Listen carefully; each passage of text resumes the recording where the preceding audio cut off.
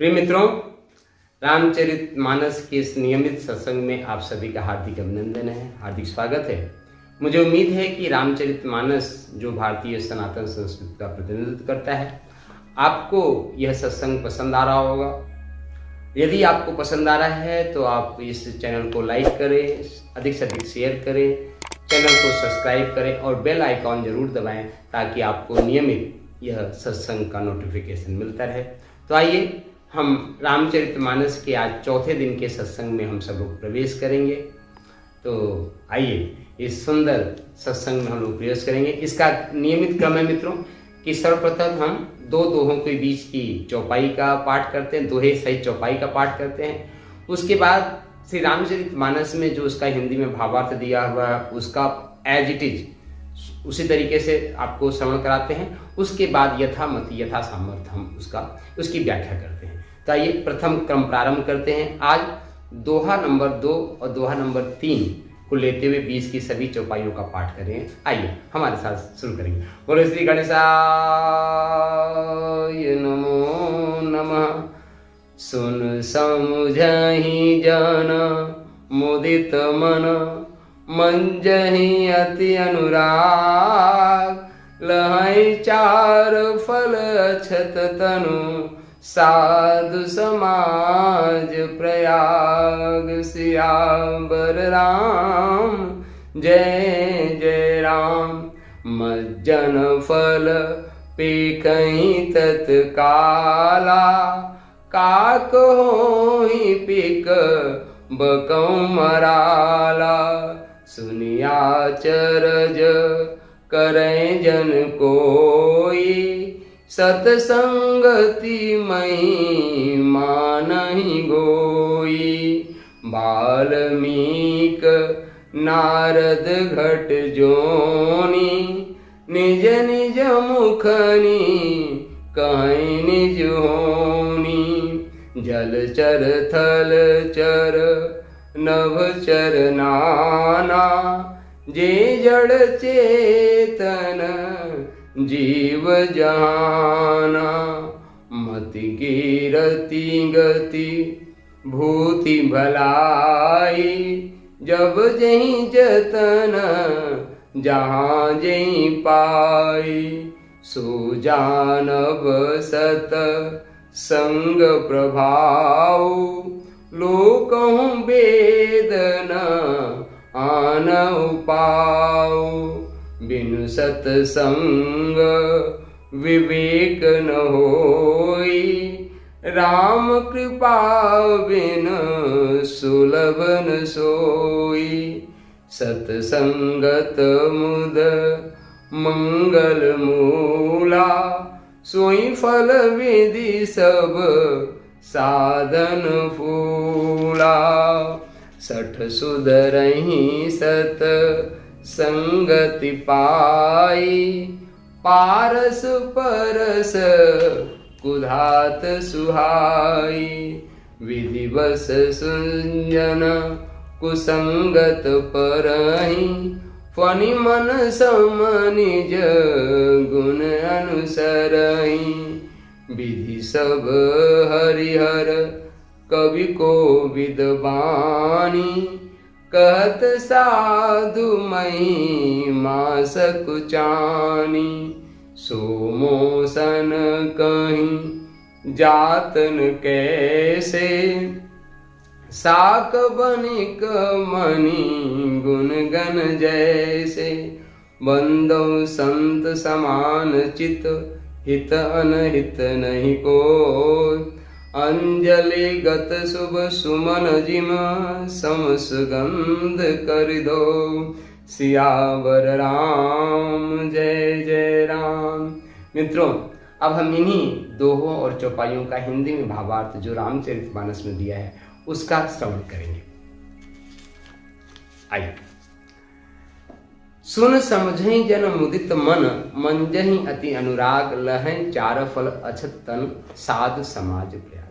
जो मनुष्य इस संत समाज रूपी तीर्थराज का प्रभाव प्रसन्न मन से सुनते हैं और समझते हैं और फिर अत्यंत प्रेम पूर्वक इसमें गोते लगाते हैं, वे इस शरीर के रहते ही धर्म अर्थ काम मोक्ष चारों फल पा जाते हैं। मज्जन फल पेखई तत्काला, काक होई पिक बकौ मराला, सुनि आचरज करें जन कोई, सतसंगति महिमा नहीं कोई। इस तीर्थ राज्य में स्नान का फल तत्काल ऐसा देखने में आता है कि कौवे कोयल बन जाते हैं और बगुले हंस।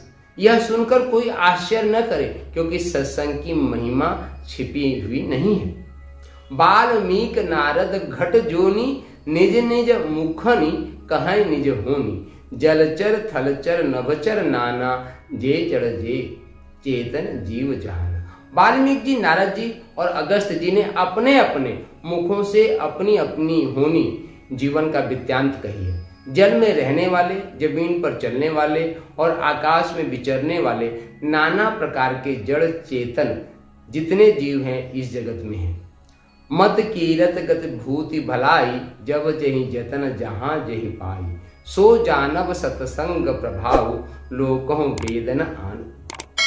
उनमें से जिसने जिस समय जहां कहीं भी जिस किसी यत्न से, बुद्धि से, कीर्ति से, सद्गति से, विभूति से, ऐश्वर्य से और भलाई पाई है, सो सब सत्संग का प्रभाव समझना चाहिए। वेदों में और लोक में इनकी प्राप्ति का दूसरा कोई उपाय नहीं है। बिनु सत्संग विवेक न होई, और राम कृपा बिन सुलभ न सोई। सत्संगत मुद मंगल मूला, सोई फल सिद्धि सब साधन फूला। सत्संग के बिना विवेक नहीं होता और श्री राम जी की कृपा के बिना वह सत्संग सहज में मिलता नहीं। सत्संगति आनंद और कल्याण की जड़ में है। सत्संग की सिद्धि प्राप्ति ही फल है और सब साधन तो फूल मात्र है, फूल है। सठ सुधरहि सत्संगत पाई, और पारस परस कुधात सुहाई। विधि बस सुजन कुसंगत परहि, फनि मन सम निज गुण अनुसरहि।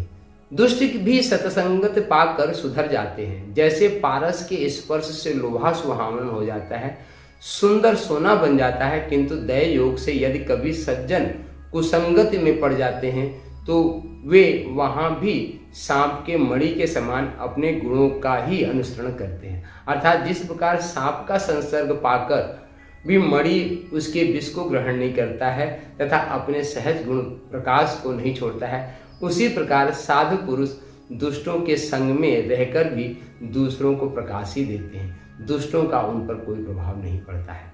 विधि हर हर कवि कोविद बानी, कहत साधु महिमा सकुचानी। सो मोह सन कही जगत न कह, जात न कैसे, साक बनिक मणि गुण गुण जैसे। ब्रह्मा, विष्णु, शिव, कवि और पंडितों की वाणी भी संत महिमा का वर्णन करने में सकुचाती है। वह मुझसे किस प्रकार नहीं कही जाती है, जैसे साग तरकारी बेचने वाले से मड़ियों के गुण समूह नहीं कहे जाते हैं। बंदव संत समान चित, हित अनहित नहीं कोई, अंजल गत शुभ सुमन जिन सम सुगंध कर दो। मैं संतों को प्रणाम करता हूँ जिनके चित्त में समता है, जिनका न कोई मित्र है और न शत्रु। जैसे अंजलि में रखे हुए सुंदर फूल, जिस हाथ ने फूलों को तोड़ा है और जिसने उनको रखा है, दोनों ही हाथों को समान रूप से सुगंधित करते हैं, वैसे ही संत शत्रु और मित्र दोनों को ही समान रूप से कल्याण करते हैं। बोले श्याम रामचंद्र भगवान की जय। तो मित्रों, अब क्रम है कि इन्हीं चौपाइयों का और दोहों का यथामति यथा सामर्थ्य इनका अपना मत प्रस्तुत करने का। आइए, उम्मीद है कि आप सरल भाषा में इसको समझने का प्रयास करें। तो मित्रों, गोस्वामी श्री तुलसीदास जी संतों के चरित्र का वर्णन करते हुए, संतों की महिमा का वर्णन करते हुए, और संतों की महिमा का वर्णन किसे किया है? तीर्थराज प्रयाग से किया है कि संतों का समूह कैसा है। संतों का समूह वैसे जैसे तीर्थराज प्रयाग है। जैसे ही तीर्थराज प्रयाग की विशेषता है कि मित्रों, जब वहां पे कोई मंजन फल पेखई तत्काल, कि जब भी कोई संतों से सत्संग करता है, उनके सत्संग में आता है, तो उसका फल तत्काल मिलता है। कैसा मिलता है? यहाँ पे उपमा अलंकार है मित्रों। काग होई पिक बकौ मराला। काग जो है कोयल बन जाता है, कौवे की आवाज और कोयल की आवाज में कितना अंतर है मित्रों। ये उपमा अलंकार है मित्रों। कई लोग बुद्धिमान हैं, इतने कह देते हैं कि चलाओ हम कौवा पकड़ते हैं और प्रयाग में डुबोते हैं, क्या वो कोयल बन जाएगा? मित्रों, भाषा की अपनी एक महत्ता होती है, भाषा की अपनी एक परिभाषा होती है। तो मित्रों, ये उपमा अलंकार के द्वारा आपको बात समझाने की कोशिश की गई है।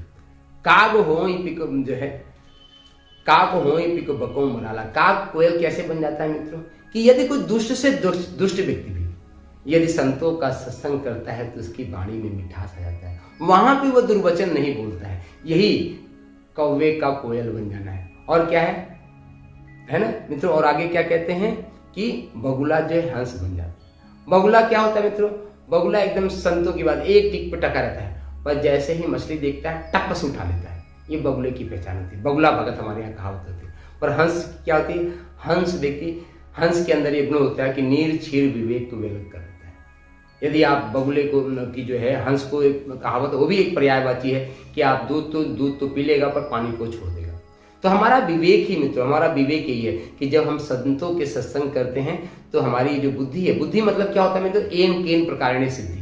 जब हम एन केन प्रकारिणी सिद्धि को बढ़ते हैं तो उसको हम बुद्धि कहते हैं। पर जब सन्मार्ग पे चलते हुए, सतपंथ पे चलते हुए हम सफलता हासिल करते हैं, उसको विवेक कहते हैं। जब कोई गलत रास्ता हमको सुझाता है तो हम मना करते हैं, नहीं ये हमारे से नहीं होगा, हम इसका अनुसरण नहीं करेंगे, इसी को विवेक कहते हैं मित्रों। तो जब हम संतों के चरण का अवगाहन करते हैं मित्रों तो हमारा विवेक जागृत होता है।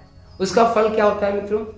कि जब हमारे मन में विवेक जागृत होता है तो हमारे हृदय में मुदिता आती है, हमारे हृदय में प्रेम का जागरण होता है, हमारे हृदय में संतोष आता है। और प्रेम और संतोष से बड़ी संपत्ति मित्रों इस दुनिया में कुछ भी नहीं, कुछ भी नहीं, है ना?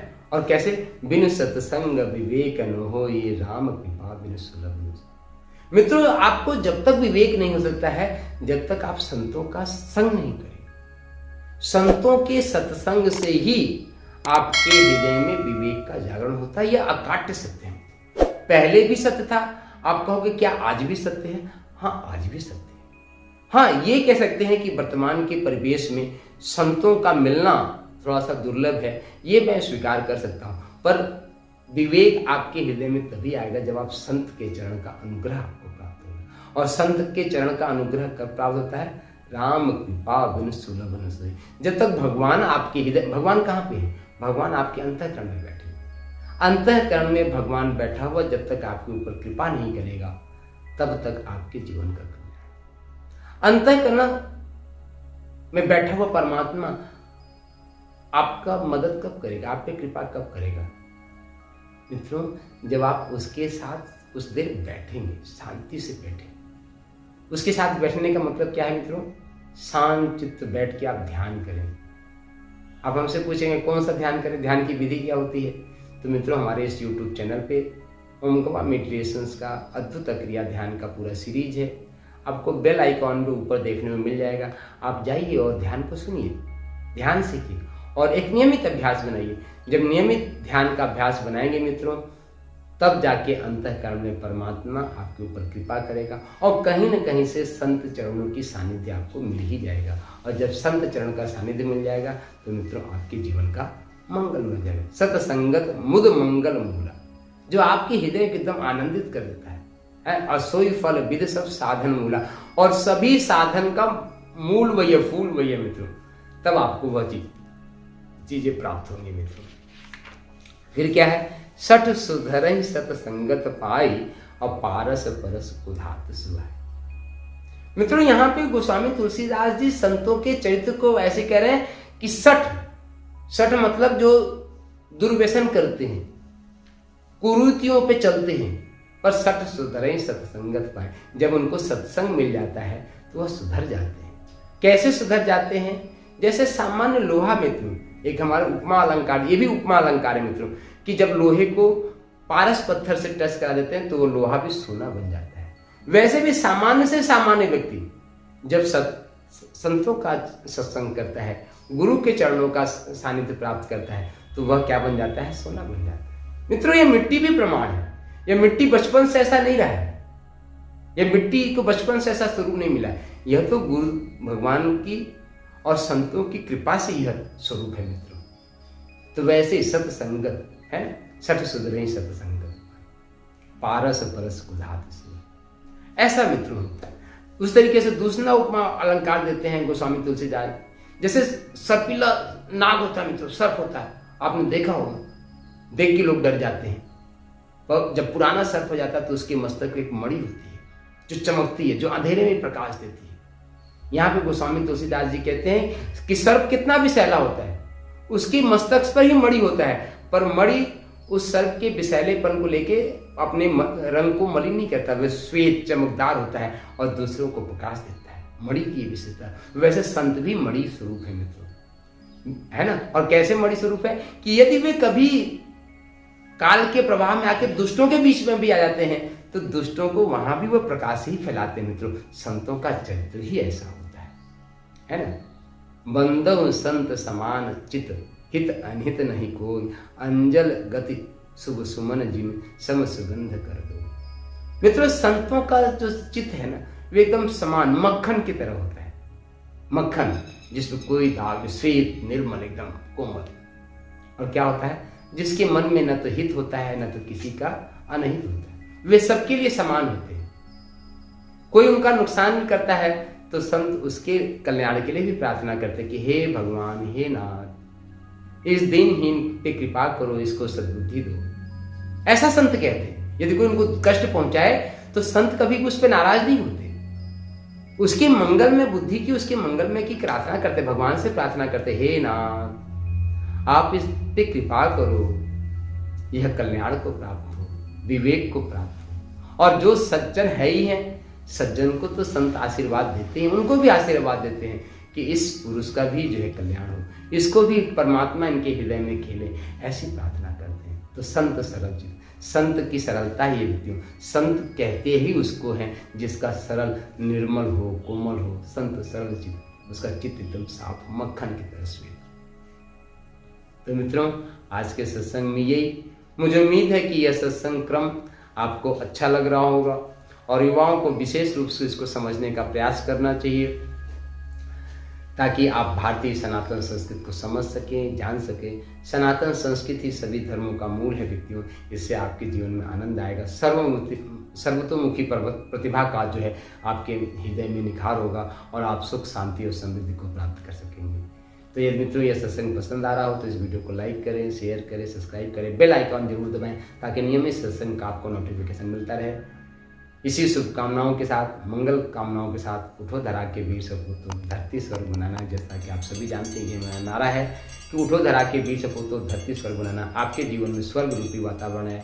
इसी प्रार्थना के साथ शक्ति शंभु जय सिया राम, शक्ति शंभु जय सिया राम।